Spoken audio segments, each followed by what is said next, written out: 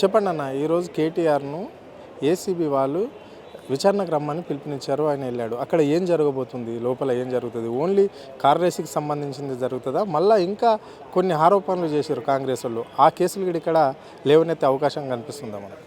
చూడండి, ఈనాడు ప్రజలకు 420 హామీలు ఇచ్చి 6 గ్యారెంటీల పేరుతో అమలు చేయలేక చేతగాక డైవర్స్ పాలిటిక్స్ చేస్తూ ఉన్నాడు.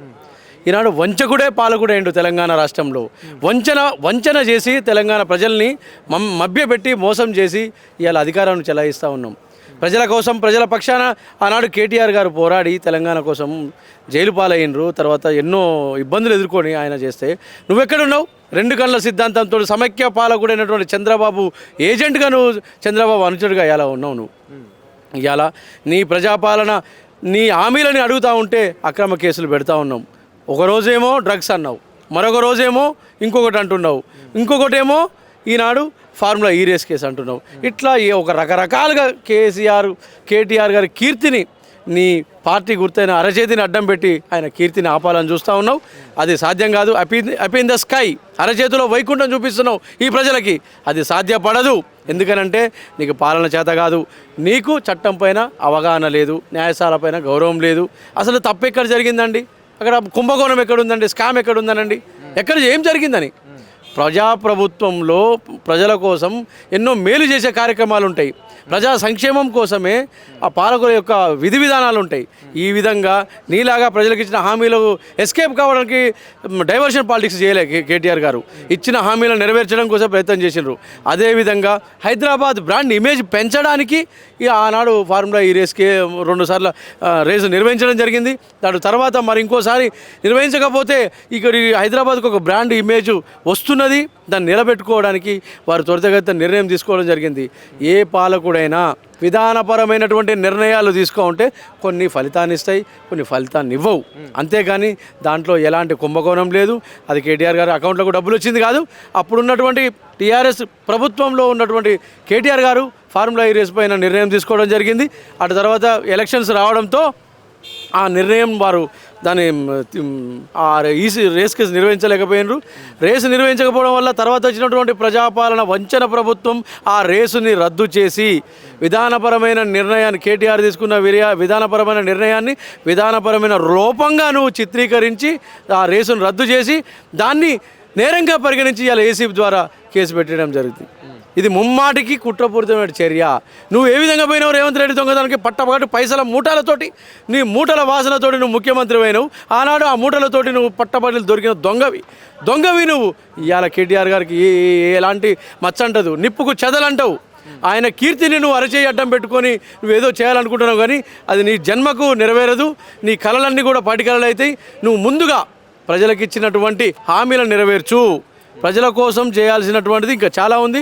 అది నువ్వు చేయకపోతే ప్రజాక్షేత్రంలో టీఆర్ఎస్ కోర్టులో, బీఆర్ఎస్ కోర్టులో నువ్వు ముద్దాయి కాక తప్పదు అని మేము హెచ్చరిస్తా ఉన్నాం. సీఎం అంటున్నాడు కేటీఆర్ అధికారాన్ని అడ్డు పెట్టుకొని బాగా ఫ్రాడ్ చేశాడు, అంటే ప్రజల డబ్బునంతా ఖాళీ చేశాడు అని చెప్పేసి ముఖ్యమంత్రి అంటుండు. దాన్ని ఎట్లా చూడొచ్చు? మరి ఏం చేసిండు నిరూపిస్తాడా?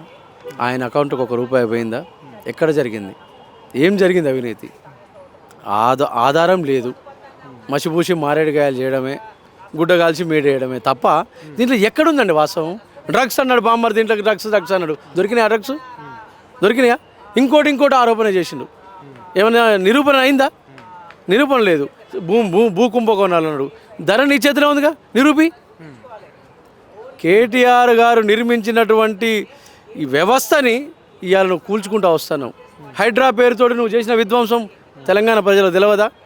6 గ్యారెంటీలతోటి నువ్వు మోసం చేస్తావు తెలియదా? కళ్యాణ లక్ష్మి అన్నావు తెలియదా? ఇవాళ రైతులకు 15,000 ఎకరానికి ఇస్తా అన్నావు, ఇవాళ 12,000 ఇస్తా అన్నావు. అది ఇంతవరకు అతి లేదు. ఈ విధంగా మోసాల మీద మోసాలు చేసుకుంటా వంచకుడే పాలకుడే అయితే తెలంగాణ రాష్ట్రంలో పరిపాలన ఏ విధంగా ఉంటుందో ఈ విధంగా చూస్తూ ఉన్నాం మనం. వంచకుడే పాలకుడు అయ్యింది. ఇవాళ నువ్వు ఎంతమందిని వంచినావు? ప్రజల్ని వంచినావు, పాలకుల్ని వంచిస్తూ ఉన్నావు, నీ మంత్రి మండలిని వంచిస్తావు, అందరినీ మోసం చేస్తున్నావు, ప్రతిపక్షాలని వంచిస్తూ ఉన్నావు. ఇచ్చిన గ్యారంటీ ఇవ్వు అని అంటే ఈరోజు కేటీఆర్ గారు ఫార్ములా ఈ రేస్ కింద హాజరవుతూ ఉంటే మొన్న ఏం మాట్లాడినాం? సంధ్యా థియేటర్ ఘటనలో జరిగినట్టు సంఘటన ఒక నిండు ప్రాణం పోయింది. నీ భార్య వయసు ఉన్నటువంటి మహిళ ఆమె ప్రాణం పోయింది, ఆమె బిడ్డ ప్రాణాలతో పోరాడుతూ ఉన్నాడు.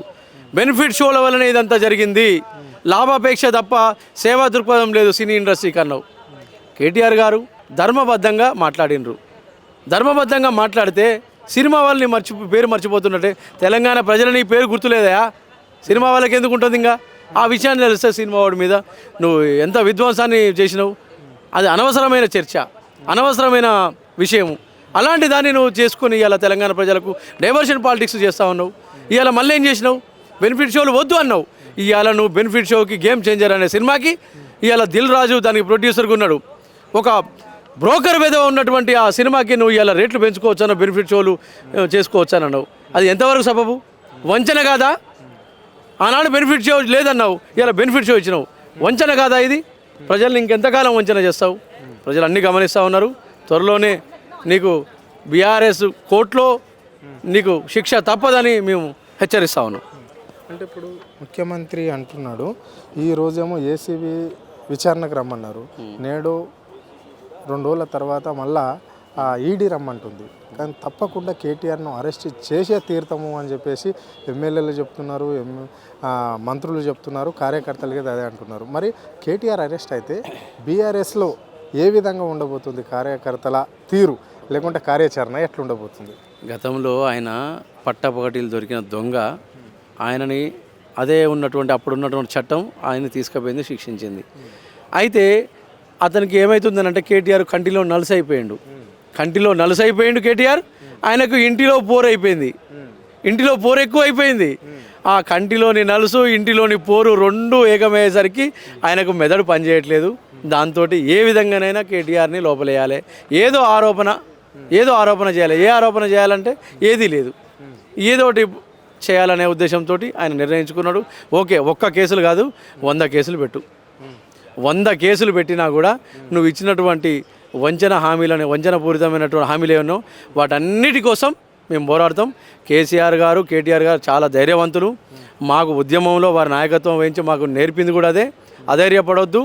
మేము ఎక్కడ కూడా ప్రజాస్వామ్యానికి వ్యతిరేకంగా మేము నిరసన వ్యక్తం చేయం. ప్రజాస్వామ్యయుతంగా ప్రజల కోసమే చేస్తాం. వ్యక్తిగత ప్రయోజనాల కోసం, వ్యక్తిగత స్వార్థం కోసం బీఆర్ఎస్ పార్టీ ఎప్పుడూ పోరాడదు, ఎప్పుడూ చేయదు. మాకు నేర్పిండ్రు. పోయేటప్పుడు కూడా వారు చెప్పడం జరిగింది, ఏమీ జరగదు, నేను పోరాడతా, నేను సిద్ధపడతా. నా పైన కక్ష కట్టిండు. మీరందరూ కూడా మన పార్టీ విధానం కోసం ఫైట్ చేయమని చెప్పి వాళ్ళు ధర్మాన్ని, చట్టాన్ని, ఈ భారత రాజ్యాంగాన్ని గౌరవించి వారు మా బీఆర్ఎస్ శ్రేణులకు ఇలా సందేశం ఇచ్చిపోయినరు. ఎన్ని కేసులైనా పెట్టుకోండి, పోలీసు వాళ్ళకే ఇసుకు రావాలి, ఈడీ బీడీలు చుట్టుకుంటుంది, ఏసీపీ సిగరెట్ ముక్కలు ఏరుకుంటుంది తప్ప వాళ్ళు ఏం చేయలేరు. ఏ ఆఫీసర్ అడుగుతాడండి? తప్పు లేదు, తప్పు జరగలే. ఎక్కడ పైసా ఆడపోయింది? పైసా ఎక్కడ ఎవరెక్కడ పోయింది? తప్పు జరగందే. మరి ఈ ఏసీబీ వాళ్ళు విచారణకు పిలిపించారా కేటీఆర్ని? ఆనాడు ఓటుకు నోటు మూట దొరికింది. కేటీఆర్ కాడ మూటేది? సరే, కేటీఆర్ గారు ప్రజా సంక్షేమం కోసం ఒక నిర్ణయం తీసుకున్నారు. అయితే మీకు భారత రాజ్యాంగంలో కానీ చట్టాల్లో కానీ బిఎన్ఎస్ చట్టంలో కానీ ఉందనండి. చట్టం న్యాయం ఏం చెప్తుందనంటే ప్రజా సంక్షేమం కోసం ప్రజల అభివృద్ధి దృష్టిలో పెట్టుకున్నటువంటి ఏ చర్య కూడా నేరం కాజాలదు. అప్పుడున్నటువంటి పరిస్థితిలో ఆ బ్రాండ్ ఇమేజ్ కాపాడడం కోసం తీసుకున్నటువంటి నిర్ణయం, ఆ నిర్ణయం ఆయన అమలు చేయకముందే నువ్వు రద్దు చేసినావు కదా. ఎలక్షన్ కోడ్ వచ్చింది కదా, అది ఎవరి అకౌంట్లోకి పోయింది? ఆ ఫార్ములా ఈ రేసు వాళ్ళు, ఆ కంపెనీ వాళ్ళు రద్దు చేసుకుంటారేమో, ఇప్పటివరకు ఉన్నటువంటి ఈ ఖ్యాతి ఏదో పోతుందేమో, ఈ హైదరాబాద్ ఇమేజ్ పోతుందేమో అనే ఉద్దేశంతో ఆ నిర్ణయం తీసుకోవడం జరిగింది. నీ ప్రజాపాలన వచ్చి ఏం చేసింది? దాన్ని రద్దు ఎందుకు చేసింది? ఎందుకు నిర్వహించే చేతగాక దానికి సంబంధించిన స్పాన్సర్ని వీళ్ళని తీసుకురావాలి, దానికి సంబంధించినటువంటి ఫారినర్స్ తోటి వాళ్ళతోటి కంపెనీలతోటి వాళ్ళతో మాట్లాడాలి. అవన్నీ ఆయనతో చేతగాకనే దాన్ని రద్దు చేసిండు. ఎందుకు రద్దు చేసిండి? ప్రభుత్వము ప్రజల సంక్షేమం కోసం పనిచేస్తుంది. ప్రభుత్వము ఈ రాష్ట్ర అభివృద్ధి కోసం రాష్ట్ర కీర్తిని పెంచడానికి, రాష్ట్ర ఇమేజ్ని పెంచడానికి కూడా ప్రయత్నం చేస్తుంది. ఒకటే విధంగా పనిచేయాలంటే అది ప్రభుత్వం కాదనండి, మల్టిపుల్గా పనిచేస్తుంది. ఆ విధానాన్ని అవలంబిస్తే నీకు దాన్ని కొనసాగించే చేతగాక నువ్వు రద్దు చేసి ఇలా ఈ నెపం నోడుతూ చిత్రీకరిస్తూ తప్పు మీద తప్పు చేస్తున్నావు రేవంత్ రెడ్డి. నువ్వు త్వరలో కేటీఆర్ గారికి క్షమాపణ చెప్పే రోజు వస్తుంది, అందుకు నువ్వు సిద్ధంగా ఉండాలని మేము హెచ్చరిస్తా ఉన్నాం.